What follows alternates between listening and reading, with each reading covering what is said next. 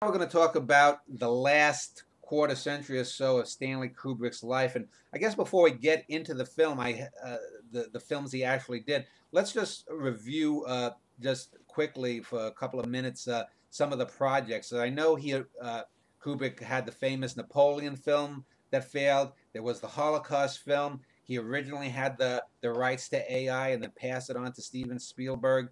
So maybe Jeffrey, I don't know if you know about those films. The Napoleon film I know was sort of kiboshed because a similar film came out, and I guess they thought his film was too expensive. Was that the main reason?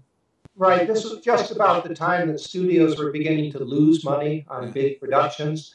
It was the change in the audience and the culture toward more independent films, more modest films that had more to say. In some ways, as you know, the 1970s was a golden age of American filmmaking in particular. And these big studio productions were simply falling out of favor. So, as I understand it, Kubrick couldn't get the financing for this film. And he did all this research, as you know, and he just simply had to leave it alone. As far as his film about began working on, he wrote a screenplay of Louis Begley's fictionalized memoir, Wartime Lies, and he was working on this in the 1990s.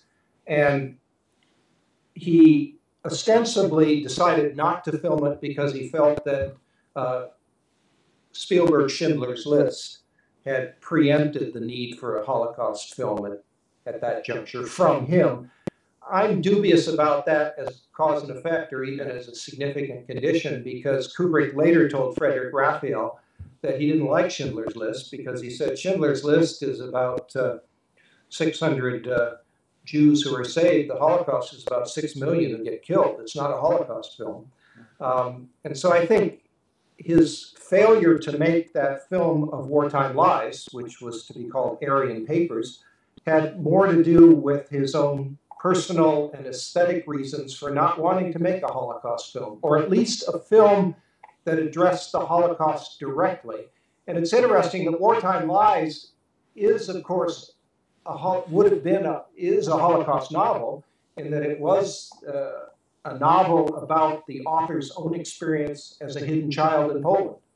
But it's indirect in that it isn't about the Holocaust because he survived and he was not in the camps. He was hidden and survived the war.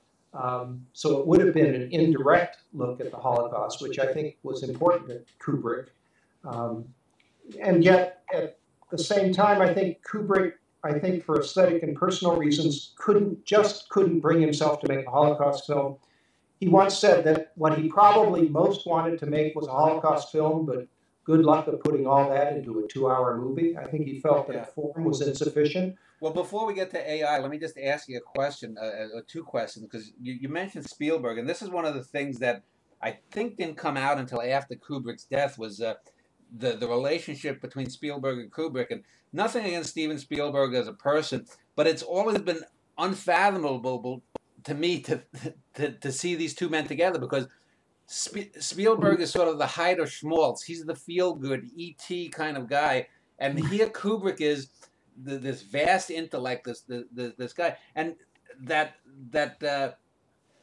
like you said, his version of the film, of the Holocaust film versus Schindler's List. Well, if you look at AI, I can't imagine. I mean, AI is one of Spielberg's better films, but I don't think it's anywhere near a great film. I can imagine, though, what Kubrick would have done with it. It just seems unimaginable that these two polar opposites would have been sort of running buddies. But then again, I've heard that Bergman said a lot of bad things about Antonioni, whereas I think those two, their view on humanity, are two peas in a pod. But what is your comment about that, since you brought that up, Jeffrey? Well, I don't know, but I suspect that Spielberg and Kubrick were united by the fact that they're both Jewish.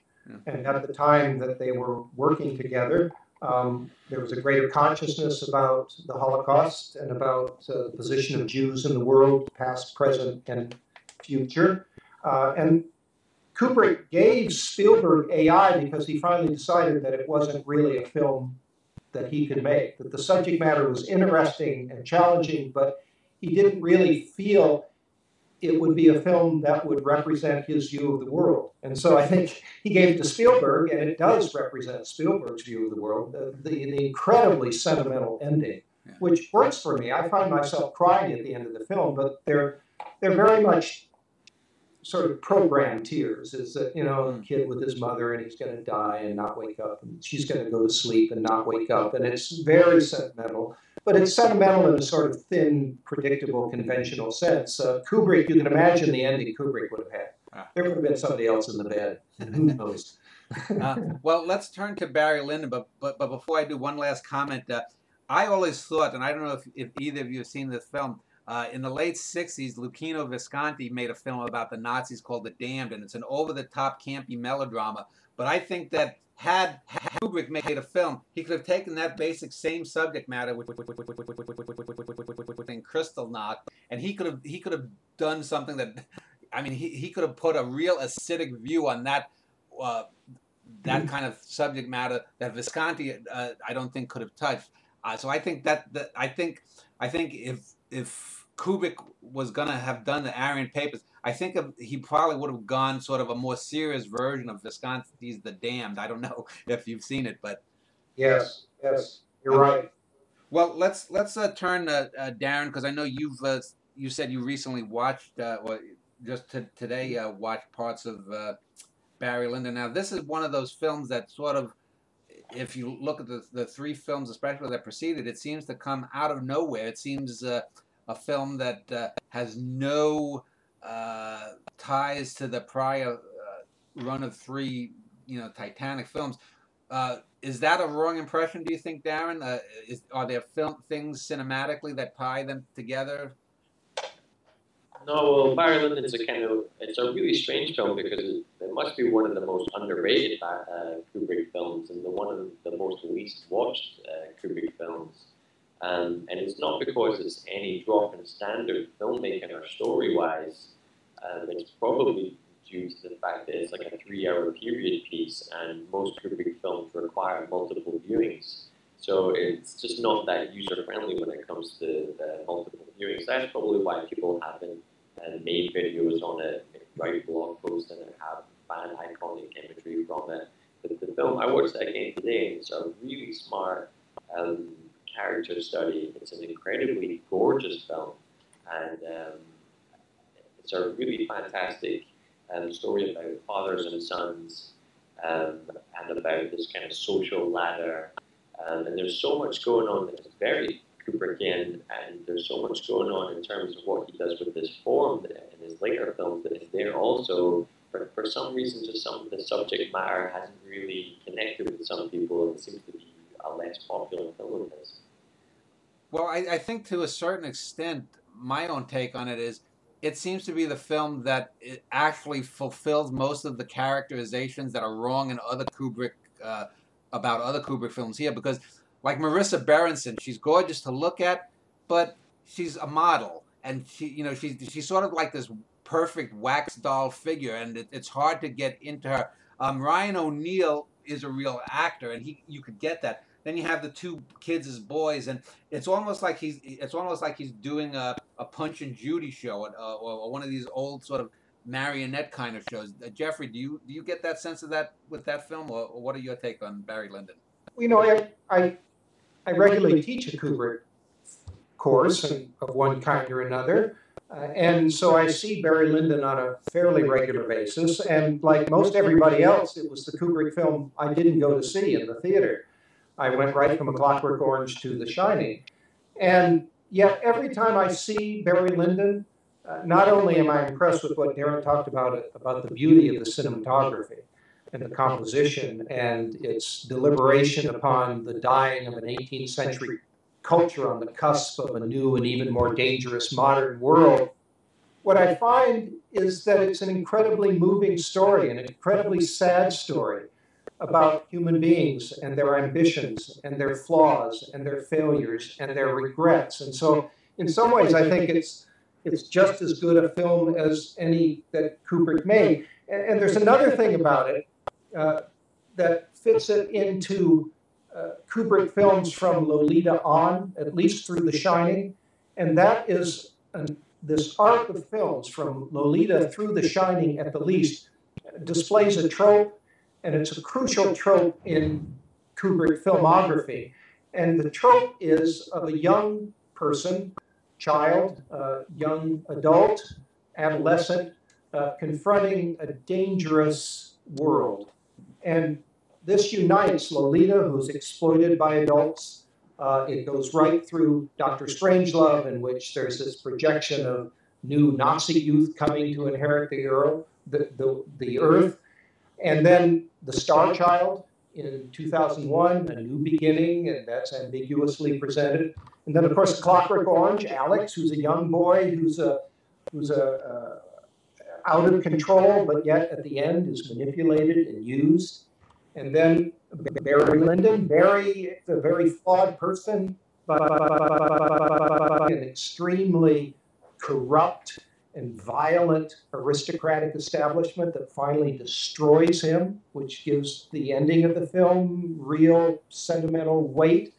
And then, of course, The Shining, which is about the young boy Danny, who literally is exposed to the reality of the world through his ability to shine and see past, present, and future. So I think Barry Lyndon is important for those two reasons, because it engages our sympathy, like the sympathy we had for Humbert Humbert, and it also represents another stage in this arc of films that show this trope of the young, innocent child confronting the world in which he or will have to live. And I think the fellow who played the son of Marissa Berenson later became one of Kubrick's like executive assistants throughout the rest of his career. So any final comments from either of you then about Barry Lyndon, or can we move on to The Shining? I was just going to say about Barry Lyndon, how we were talking about the character, and there's very much like a repetition in terms of the form of that film, even with the fact that it's got part 1 and part 2 and the intermission in the middle, and it's the rise and the fall of this character. Barry's character at the beginning of the film with so much rebellious nature against authority and older figures, that gets reflected back at him when his stepson almost shows the same nature that brings him down at the end of the film. And it's got this lovely kind of symmetry where it's almost a similar version of a younger version of himself that kind of destroys his very nature at the end of the film. And there's a kind of lovely symmetry in that, you know. That's right. Yeah. Well, let's move on to The Shining, and if you look below this video, I'll have links to some of the videos on Vimeo and YouTube and whatnot that Darren has, and one of his videos is specifically his theory about The Shining, and I didn't mention it and anything particular about it, and I don't think Jeffrey will know. So let me turn to Darren. You have it. I think it's 10 or 12-minute video. Your theory about the way that Kubrick matched beginning and ending shots to some end. So before we talk about the film proper, if you could summarize your thesis and your film analysis. Yeah, well, for some reason, it seems to have been like 30 years of a film's release from a Kubrick film to really gain some conversation on film. So The Shining has been out for 30 years, and then all of a sudden with this Room 237 documentary, it's gained a lot of attention, a lot of buzz about different interpretations of the film, and there seems to be all these sorts of ideas. So as I was kind of researching and exploring what other people were thinking, it was just there were so many questions that come up, and it was just through my own effort to try and answer some of these questions. And so one of the things that I was wondering about was there's a really interesting jump cut that they use in the bathroom scene when Jack Nicholson goes in and... Could you speak up a little bit, Darren? Just speak up a little. Sorry. Moved a little bit away from the computer. When Jack Nicholson goes into the bathroom and meets the young woman for the first time, and she transforms into the old woman, there's a jump cut that cuts back to the old woman in the bathtub. And it's the first time within the whole film that you really see any cinematic manipulation by Kubrick to kind of cut back and forward for those kind of things, because he doesn't use that throughout the film at all to scare people or to manipulate the audience. It's a very straight film in that way, so it feels a little bit out of place. So if you watch that scene literally, there's a woman walking towards Jack, and then there's a woman rising from the bathtub. So, in my opinion, there are really two women in the bathtub. And so two matching women would connect with where do we see like another set of two matching women in the film? It's the twins. Now this kind of ties in with when Danny first is on his little bike and he goes past the room 237 and he stops and looks at the doorway.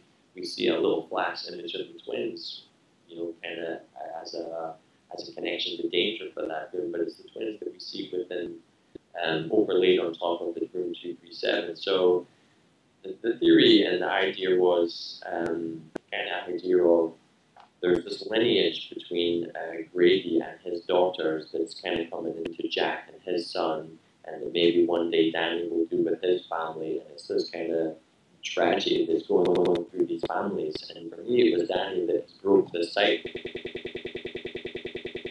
And the thing that got me thinking about that was the deleted ending from this film where you see Danny and his wife in the hospital, and the caretaker comes back and gives Danny the tennis ball that Jack was throwing against the wall. And it was almost that kind of subtle hint that your time will come and yes, the cycle will repeat. But the way the film ends at the moment, it's almost the cycle has been broken and Danny has made it away free.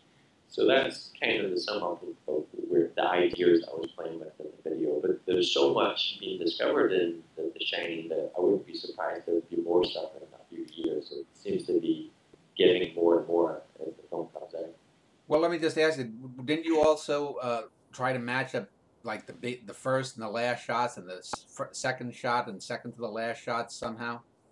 Yeah, well, I've seen it out before where people have put they've overlaid the film in reverse on top of the film going forward, so you see the ending of the film at the beginning of the film, and it may just be to do with the fact that Kubrick is very cinematic and he knows photography well, that all of his shots just happen to go gorgeously over the top of each other, but some of them actually give more meaning. So a lot of times when you see Jack, you see Danny overlaid each other. A lot of times when you see Grady, you see the twins, and so there's a lot of incidental things that kind of tie up with each other, but it can be completely accurate because there are different time lengths for that film depending if you're in the UK or if you're in the US. So it's not completely accurate, but it's another interesting thing about this. Yeah, I know what the thing when I first saw that video, I thought my own, I don't know, there's a term called pareidolia, and it's basically human beings tend to see patterns, like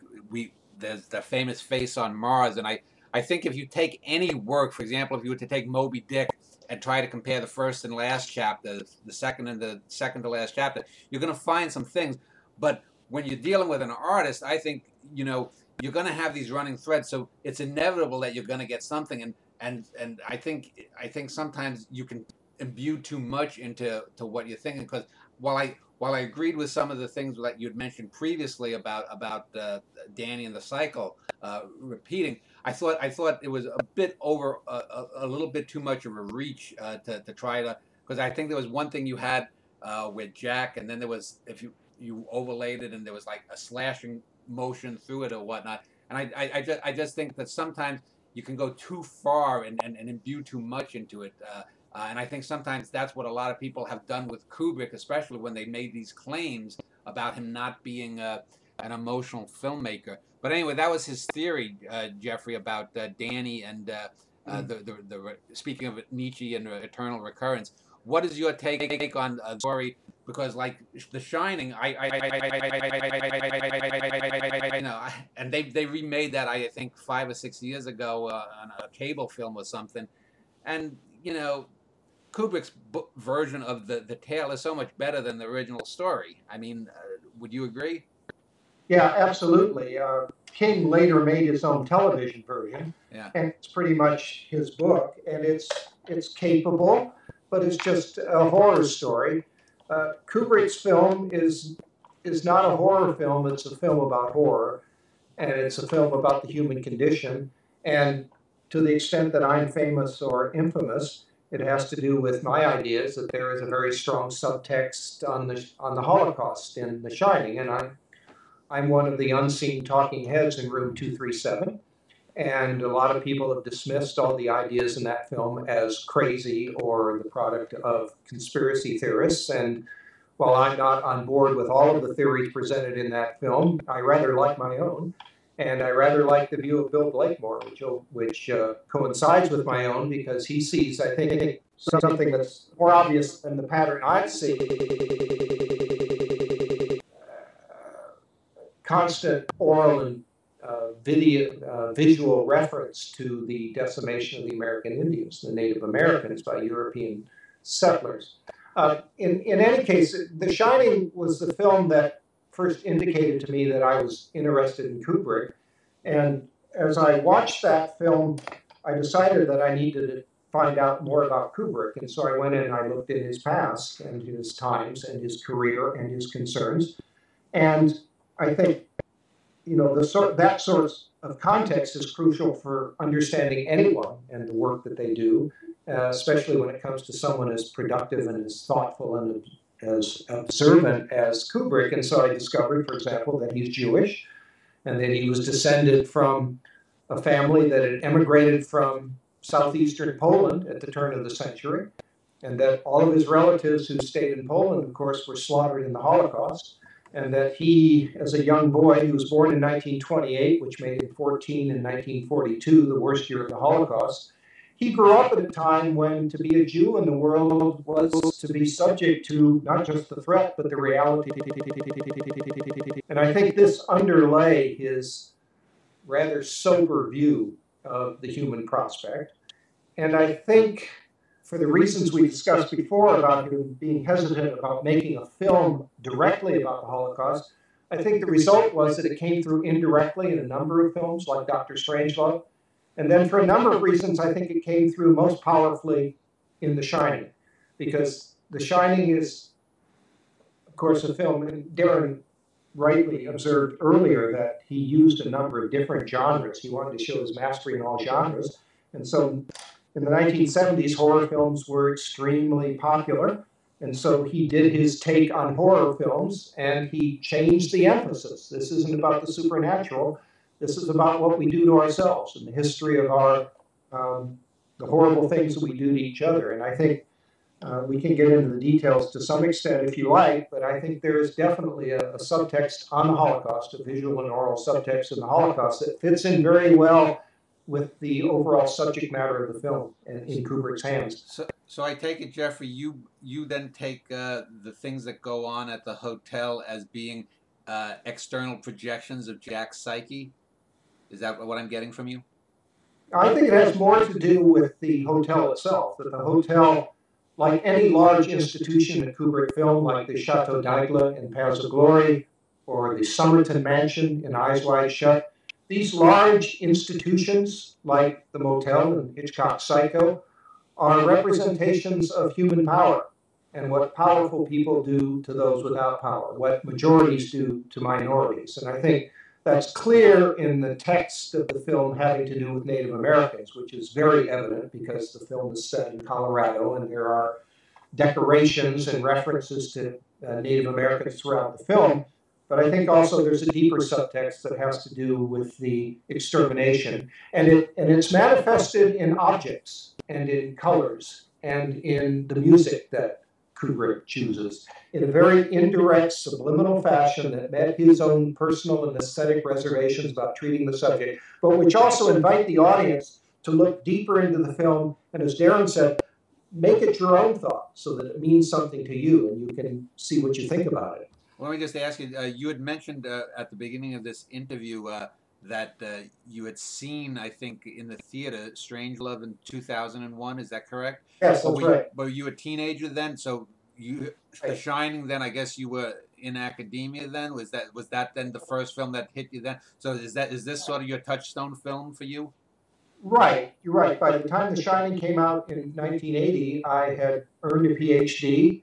And I had written a dissertation on the history of psychotherapy in Nazi Germany, and I was well-versed in the history of Nazi Germany, almost as well-versed, or probably even more well-versed than Kubrick was. Kubrick once said that he had never seen a history of Nazi Germany he didn't like. He was fascinated with the subject. And of course, you may know that Christiane Harlan was the niece of the most infamous of the Nazi film directors, Schneider, who produced and directed the film Sus. And Kubrick wanted to make a film about him, but perhaps characteristically never did. You know, the Nazi beast was represented within his own extended in-law family. And so I think the fact that he was ambivalent about making a film about it made it even more likely that it would manifest itself indirectly in other films that he made. And I think he probably thought, at one level of consciousness or another, that a horror film is the perfect genre in which to present the Holocaust indirectly. There's been a lot of literature since about how horror films, especially horror films made by Jewish directors in the 70s and 80s, are an appropriate way of indirectly treating the Holocaust and real horror in human life. So I think Kubrick was in that tradition. Was this? I think this film was received better than the previous few films critically, but I don't think it was thought of as deep a film as the analysis. I mean, I think it was thought of as scary and an effective film, but I don't think people necessarily saw it that much different than, say, I guess it was Halloween kind of film that came out a couple of years earlier. But what was the critical reaction to this film overall, do you think? I think people were underwhelmed. I know I was disappointed. I thought, oh, Kubrick film, this will be something. And of course, I was drawn in by very effective ads that they had on television, which just had that elevator door sliding slowly open and this huge flood of blood coming out of the elevator. I thought, well, that looks cool. It was sort of the adolescent boy in me. So I'll go see it. And I thought, and then I realized it's a Kubrick film. You're going to have to go back and see it again because there's going to be a lot going on in there. And if you go back, and it's the film perhaps more than any other in which he uses just objects in the foreground and in the background of scenes to communicate meaning and to suggest ideas and to prompt the audience to think and reflect on the film and its subject matter. Any final comments on this before we move on to Full Metal Jacket, Darren? Just the fact that it was such a different way to approach a horror film at that time. A lot of the way that people did it up to that point was kind of jump scares and cinematic manipulation of trying to move an audience, whereas this film used much more subliminal techniques to try and just get a certain type of feeling across to an audience, and that was part of the scare. So a lot of horror films are in dark, horrible places and things jump out, whereas this is in a brightly lit hotel where you can see everything, and that's half the scariness, that you can see everything and you're still panicked by the edges that you feel because of the atmosphere created in this place. And I've also seen a few reviewers from the time say that they were very underwhelmed, that it was a miss by Kubrick and he couldn't quite hit the horror genre, but it's taken a lot of time for reflection for it to really kind of come out and get some awareness again. Well, could I just add one more thing? And it's also a film that, not just because of the appearance of Asher's documentary, Room 237, it's also a film that other filmmakers have referenced. Atom Egoyan, in his film The Sweet Hereafter, he opens that film, which is about a deeply dysfunctional family. He opens that film with a helicopter shot of a yellow school bus traveling on a serpentine road up to somewhere. And he said that I got the idea from The Shining, Jack's yellow Volkswagen, the idea that here you have this symbol of innocence, a yellow school bus, going somewhere. And where it's going is not what you would normally associate with the innocence of yellow school buses. And that's very much a reference. This may be completely off, but I just saw a film. What was it? Inherent Vice, which is Paul Thomas Anderson's filming. I think it's a wonderful film of Thomas Pynchon's novel. And there's just a quick reference in there. There's this character named Adrian Prussia, who's a mobster, and he carries baseball bats around that he uses to bludgeon people he doesn't like. And he mentions just casually that he used this one particular special bat he had to kill this one character who's a part of the plot of Inherent Vice. And he says it was a special Carl Yastrzemski model. Now, that may be completely incidental, but it is a Carl Yastrzemski bat that Wendy wields in The Shining that I argue that is part of the reference to Poland and the Holocaust and German typewriters and the number 42. So you find these reflect. I think the fact that Kubrick has power in that these references end up in other films. Barton Fink, for example, the Coen Brothers film, is quite clearly an homage to The Shining. Of the stain brings in his film at all sorts of levels. Well, let's move on to the next film. And speaking of documentaries, I had seen a few months back, I think it was on Netflix or maybe it was on YouTube or something. There was a documentary about Full Metal Jacket from the point of view of Matthew Modine, the star of that movie. And this is a film that basically, famously, is split in half. Part of it, the first half, is on Paris Island and ends with the death and suicide of two of the characters, and then we get, I wouldn't say a standard war film, but we get the Vietnam War. It's almost chorus anti-chorus, and so let's talk about that film. The most famous anecdote, of course, is that there was an actor hired to play Sergeant. Is it Hart, I think, or Hartman? Yeah. And then the guy who was training him, Lee Ermey, was just so good in coming up with these dirty things, I don't know, but I've been told Eskimo pussy's mighty cold kind of thing. So maybe Jeffrey, talk about that gestating in Kubrick. Was that like a 20-year gestation period? That from his first idea to do a Vietnam film? I'm not sure, but I think he must have. If we go back and we look at Kubrick's scattered observations about American policy in the 60s and 70s, and his comments on Vietnam, you can find them in the late 60s, early 70s. He's very skeptical because he sees this as wrongheaded, and he sees this as another matter of a government with tremendous power to wield that power without thought or reflection and without consideration of larger and more important issues. And so I think in a way it was gestating in his mind for a long time. And then he found this marvelous book, The Short Timers, which unfortunately is still out of print, which is a wonderful novel based upon the author's own experience as a Vietnam veteran with the Marines, and is a very realistic portrayal of training and deployment in Vietnam. And the thing is about that second part, that first part is all about destroying the humanity within these recruits, these young boys, and among other things, making them hate women and denigrate women, including their mothers and Virgin Mary and their sisters and everybody else as part of this hyper-masculinity.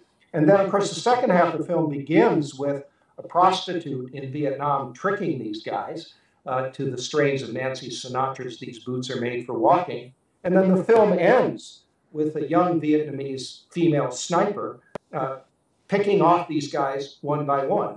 And then they finally kill her in a room of fire and cement in which ornamental swastikas appear throughout the grill work in the decoration and in the setting. So I think we have another instance here of hypermasculinity and the question of sexuality. And one thing I wanted to mention, Kubrick has often been criticized for his treatment or non-treatment of women, and there may be some justification for that. His films are mostly about men, by a man, but yet I think he is very critical of men, and I think he has a great sympathy for women as like homosexuals and like racial minorities who have been put upon by men. And I think in some ways, the few women that appear in his films are very strong. When you think about Wendy in The Shining, compared to Wendy in King's The Shining, she's just this bombshell who's married to this loser Jack, and she sort of runs around doing nothing. Whereas Wendy in the film, she's played as this dip by Shelley Duvall, who seems completely clueless, And yet she's the one who actually runs the hotel and keeps an eye on the boilers and everything else. And she arguably at the end, as I think Darren mentioned, she escapes with Danny after defeating Jack. And so she's a very strong woman. But of course, typical Kubrick, she's not portrayed as strong. She's just portrayed as this human being trying to do the best she can under extremely adverse circumstances. So I think there's some of that in Full Metal Jacket as well. Again, the power of women over men. Darren, any comments on Full Metal Jacket? The problem I had with the film originally was the fact that it felt like it was so severed in half and like it was really two different films. Then I came across the theory that your main character from Gomer Pyle from the first half of the film, there's this theory that he was kind of born again in the second half of the film as was it Animal Killer? What's that character? Animal Mother. Yeah, and that he's the reincarnation of the trained version of Gomer Pyle, and the sequence where he shoots himself and shoots the sergeant is almost like a dream sequence because it happens in that kind of glossed over blue nighttime sequence. And so once you kind of use that as connective tissue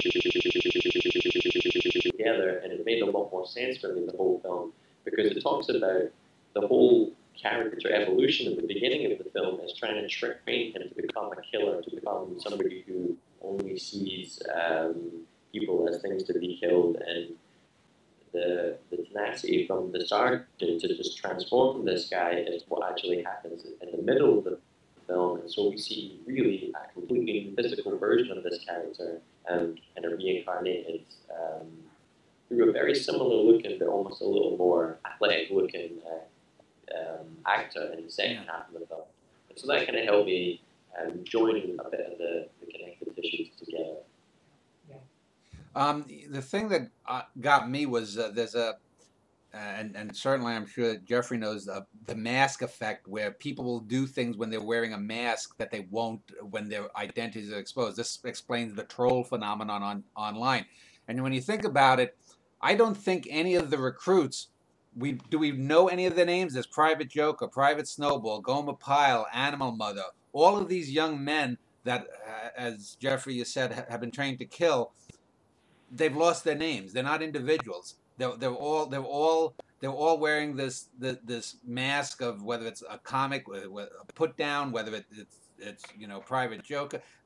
So they're doing these things and they're put out into this situation, and they aren't themselves in a sense. I mean, they're trained to be, and it goes back to Alex, and it also I think prefigures what comes in his final film, Eyes Wide Shut, where they're literally wearing masks. Yeah. Any comments on that, Jeffrey?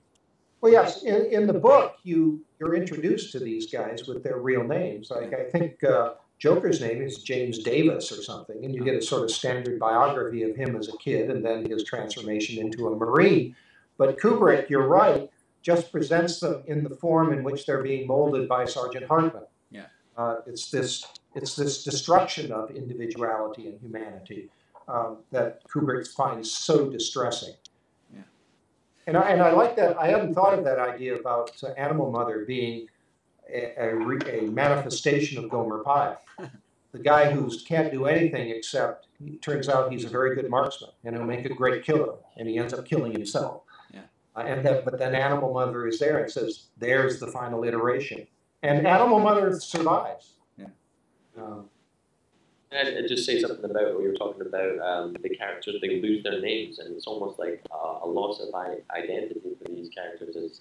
But even the opening shots of the film is they get their heads shaved, so it's trying to take away all of the humanity of these characters and make them just neutral cogs in this machine so that they can churn out soldiers for the war. So they're trying to strip away as much humanity from them as possible, and it's that process that you see at the beginning of the film. And I think this was another film that got mixed reviews, but mostly negative upon its release, didn't it, Jeffrey? I think that's right. I remember I went and saw it, and I thought, well, it's a very small film. But again, as I thought more about it, as usual, Kubrick had me. And the more you look at it, the more you find. It appears small. It doesn't seem to have the grandiosity of Platoon or Apocalypse Now. Certainly, the most operatic qualities of that film, but yet it's very, very accurate in terms of how it presents the training. and the actual experience in Vietnam, and then makes poetry about it. Yeah, I think Kubrick's films were once called poetic realism. yeah. I think that's a very good way of putting it. And the thing is too is that it seems almost that the Vietnam half is almost a little bit off from reality, whereas there seems to be a hyper reality to Paris Island. For example, there's that famous thing where you see the documentary crew wheeling the camera, and they start talking, saying things in like that Burma shave kind of way, you know. But anyway, let's go to the last film, because this Eyes Wide Shut probably got the worst reviews off the bat since probably, or the most scathing one since Clockwork Orange. But I think it was really because of a misleading ad campaign. And I don't know if Kubrick did that himself, because it's set up, the ad campaign was all set up for this sexy thriller kind of thing. You know, are we going to get a money shot of Nicole Kidman kind of thing? And then we get this Kubrick film, which in a sense seems to be set back, you know, to almost a Great Gatsby kind of like era, at least psycho-emotionally. And, you know, looking to see a little flesh from Nicole Kidman, and they've got this book adopted from a book called Dream Novel, and so let's talk about that film. You know, the very title of the book suggests that it's all a dream, and I'm not a big Tom Cruise fan, but I think this is his best role, because his natural kind of sort of sleepwalking persona works perfectly here. I mean, he's almost the Stepford doctor. Go ahead, Jeffrey or Darren, if you want to go in. Darren, yeah. Yeah, sure. Eyes Wide Shut is probably my favorite Kubrick film, which is strange because I loved all the showiness from 2001 and The Shining, but for some reason I think it's the themes in Eyes Shut that seems to really get to me every time I watch it. I seem to discover new things about it. So the meaning for that film for me has changed so much. It used to be kind of about sex, and then it was about dreams, and then now for me it's more to do with the kind of the fragile nature of the male ego, and how easily that can kind of be hurt, and then leads Tom Cruise on this whole journey trying to repair this slight emasculation that he's had during this conversation with his wife, and the length that he'll go to try and recover that satisfaction. So that's kind of where my thoughts are with that on the film. But I think you're right when you're talking about the marketing campaign for that film being about the exposure, the sex kind of thing, the way that they used to sell it. But it was the film really is so much more emotionally exposing for these raw characters, forcing them to look at their marriage and the truth about how they actually feel about each other. And that it's a much more mature film than it is a perverted film. Jeffrey? You know, I wouldn't be surprised if Kubrick agreed to that advertising simply to mislead people and then get them in, disillusion them, and again as a way of getting them to think, you know, there's something else besides sex. You know, we'll show you Nicole Kidman's ass right at the beginning of the film, and she's looking good and she's naked. But that's not what this is about. As he said, and indeed is the case, that film is not about sex. It's about fidelity. It's about marriage, and it's about the challenges to fidelity. And I think it's very much a film that you'd expect an older Kubrick to make. And since I'm older, I can identify with that. You know, I'm not wise by any means, but I think I have greater wisdom now, sort of perspective on life and how things have to be taken, not to get too high or too low about anything, that life involves a lot of compromises and a lot of keeping a lot of different balls in the air at the same time. And I think what you get in Eyes Wide Shut is a very mature study of the challenges to what it means to pledge fidelity to someone else in spite of one's desires. It's very much an advance upon Humbert Humbert, who just gives in to his desires. And Tom Cruise, the main character, William Harford in the film, is someone who never actually cheats on his wife, but he thinks about it. And that raises the question, is thinking about it, is the desire itself a moral compromise? And if so, then you have to accept that we as beings are morally compromised, because everybody thinks about it and lots of people do it.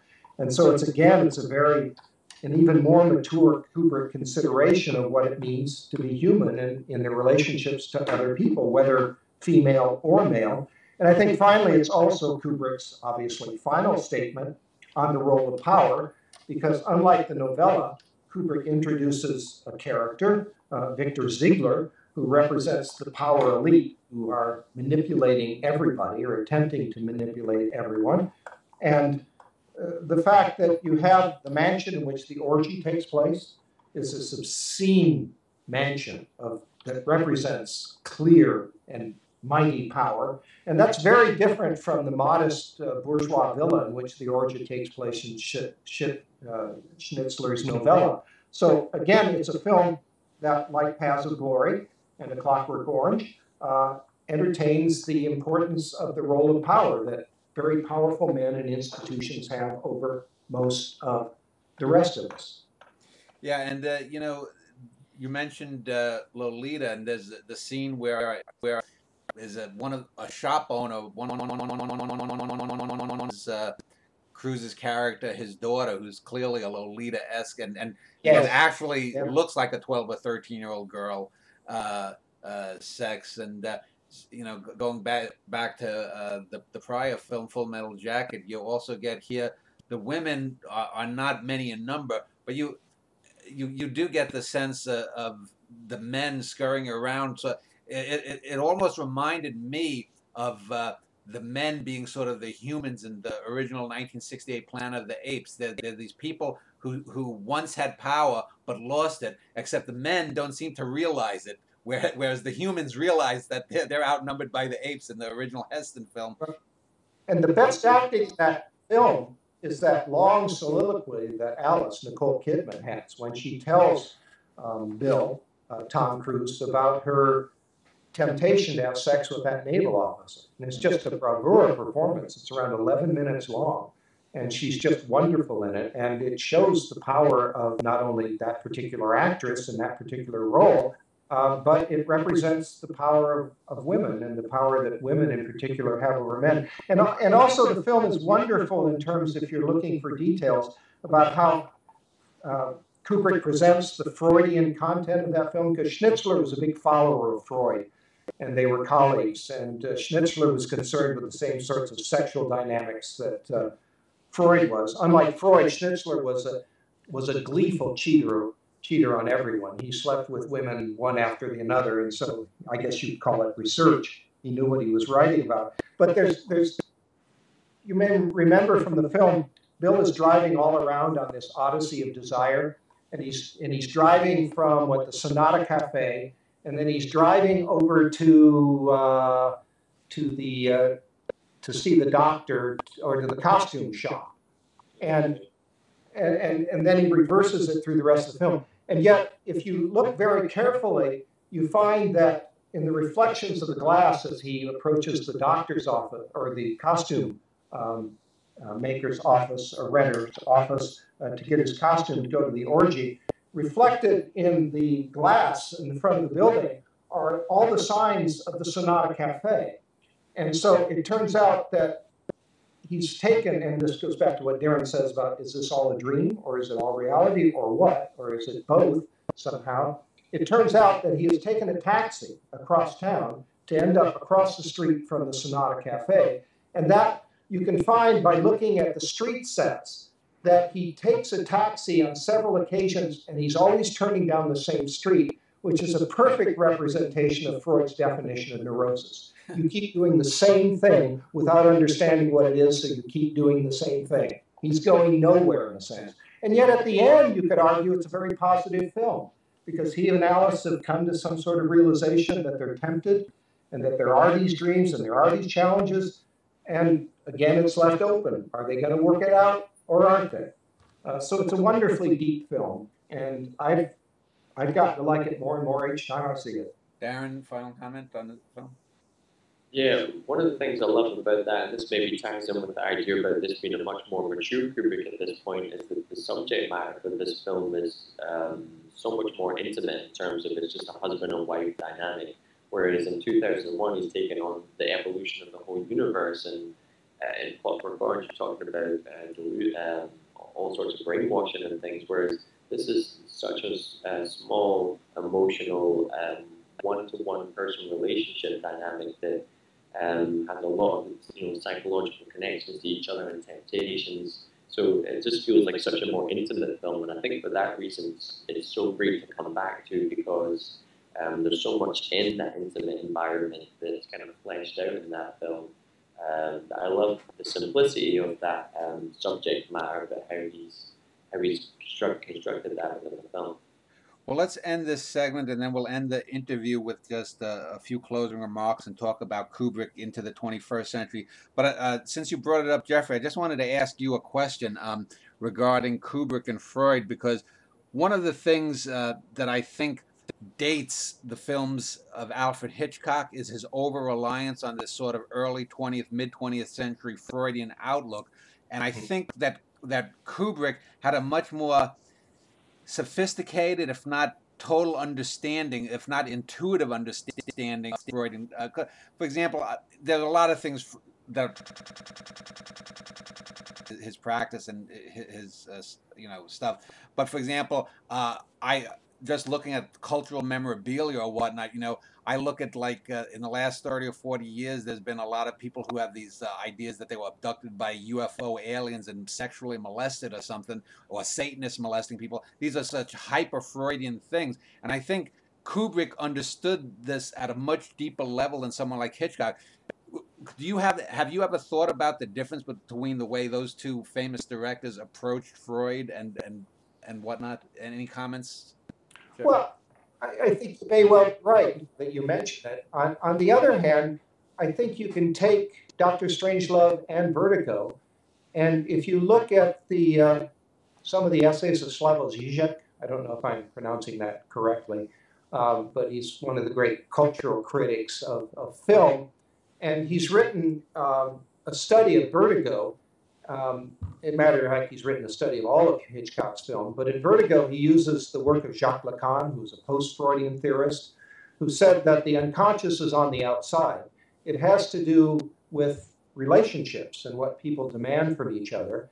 And instead of finding at the base of human discontents Freud's classic Oedipal conflict, he finds this deep fear of the death instinct within each one of us, our own drive toward mortality. And it turns out that Lacan's theory can be applied very successfully, I think, to both Vertigo and to Kubrick's films, Dr. Strangelove and Eyes Wide Shut. And again, this introduces the whole question of gender, because it is men that are particularly problematic in this regard. Women, too, have to face the same sort of confrontation with mortality as men. But men, for various reasons, cultural, social, political, sexual, have more difficulty with it in terms of their own identity as independent, active, dominant agents. And so I think while Hitchcock's use of Freud is limiting, I think also there were aspects of Hitchcock's use of Freud, like Kubrick's, that in fact really continue to bear fruit. And I would say in that sense, maybe Vertigo is an outlier. I think Vertigo is maybe Hitchcock's greatest film, and I think it's only lately been emerging as some sort of consensus on that. It was like Kubrick's films. I think originally people were disappointed by it, confused by it. I think it's because it's so deep. I think Vertigo is more like a Kubrick film than other Hitchcock films, which makes it deeper and better in my view. Okay, well, let's end on that note, and when we get back, we'll wrap up the interview talking about Kubrick into the 21st century and final comments from both of our experts. We'll do that in a moment.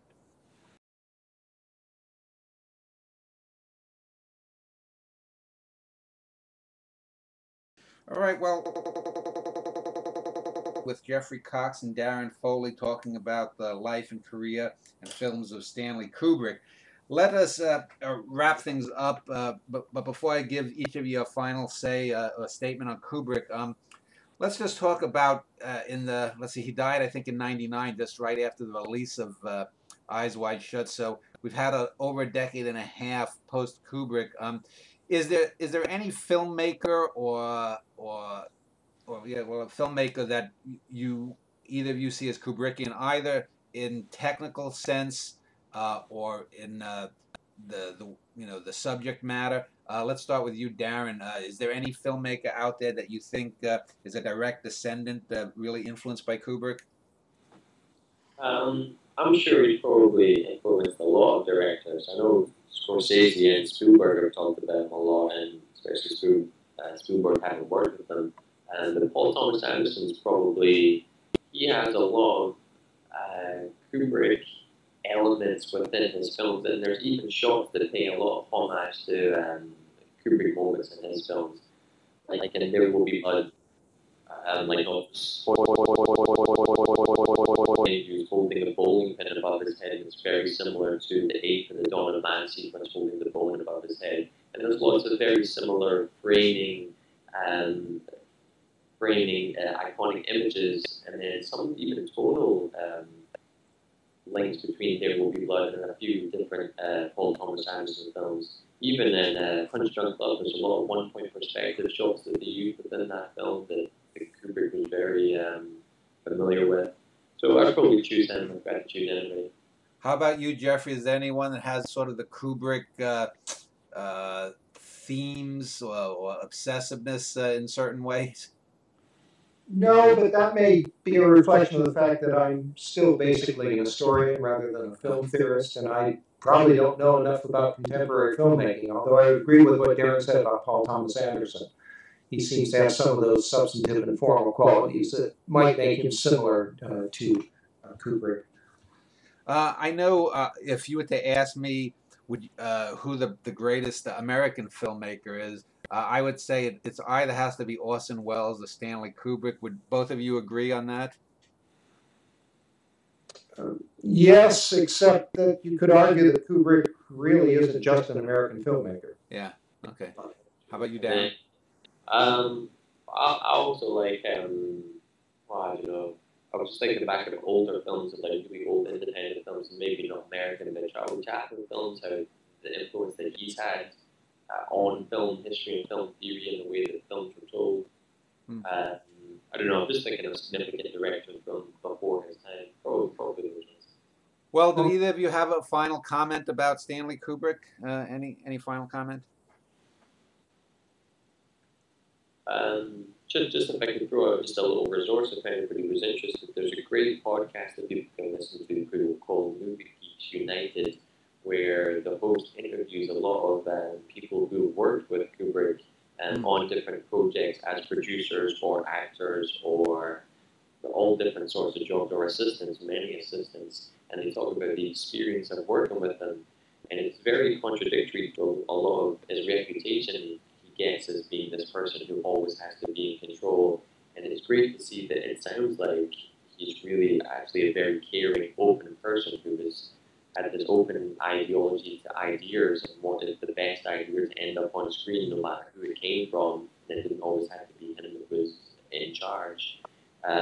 So this podcast is a really great resource, I think, to still learn a little bit more about him as a person if anybody was interested. Jeffrey, any final comment from you? Well, in the pedagogical spirit of Kubrick's open narrative, let me give viewers of this video an assignment from The Shining. If you want to look in The Shining for the appearance in the background of 4 shots scattered throughout the bulk of the film of a rather famous item of kitsch, or actually a painting that has become a famous item of kitsch. Paul Peel's After the Bath, you've probably seen it. 2 naked little girls standing in front of a roaring fire, and people love it because it's so comforting and cute. And yet that painting appears in the shot, and the way that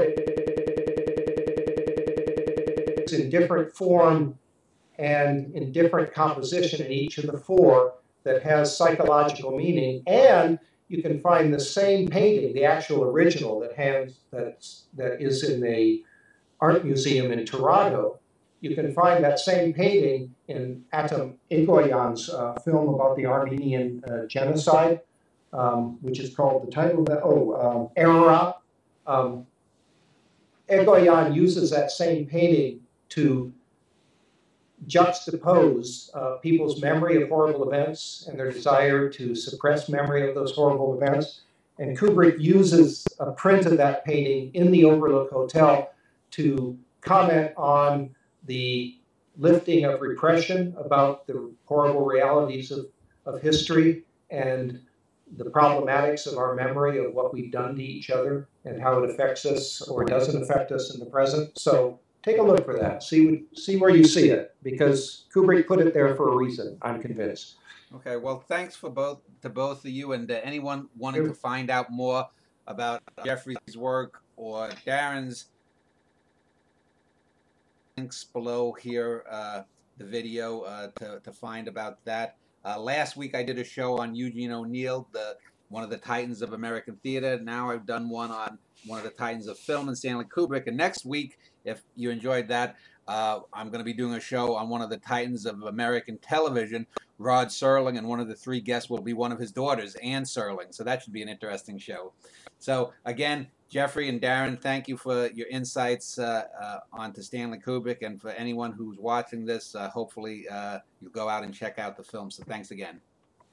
Thank you. All right.